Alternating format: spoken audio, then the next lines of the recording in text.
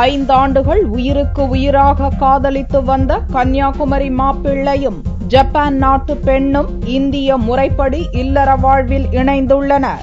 கன்னியாகுமரி மாவட்டத்தைச் சேர்ந்த 30 வயதான ஆண்டனி பிரகாஷ் நட்சத்திர ஹோட்டலில் வரவேற்பாளராக பணியாற்றி வந்தார். சுற்றுலா பயணிகளாக கன்னியாகுமரி வந்த ஜப்பான் நாட்டின் டோக்கியோ நகரின் கனகவா பகுதியைச் சேர்ந்த 25 வயதான சனே அபே அந்த ஹோட்டலில் தங்கினார். அப்போது இவர்களுக்குள் ஏற்பட்ட புரிந்துணர்வு காதலாக மாறி சனே அபே ஜப்பான் சென்ற பிறகும் 5 ஆண்டுகள் நீடித்தது.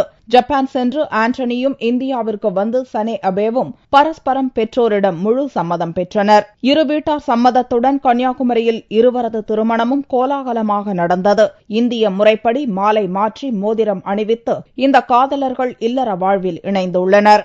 5 வருஷமா லவ் பண்ணிட்டு இருக்கிறோம்.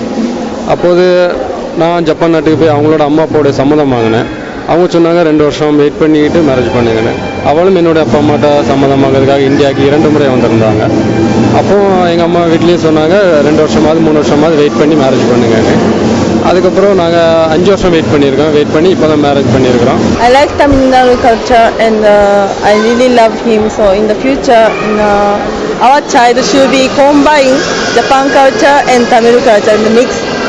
And both it looks like same. Sometimes it's same, but sometimes different. But we have to adjust and teach our child.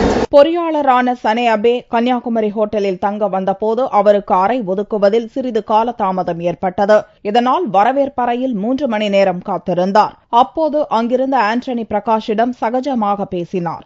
அந்த 3 மணி நேர புரிந்துணர்வுதான் காதலாகி இல்லற வாழ்க்கையில் இன்று இணைத்துள்ளது.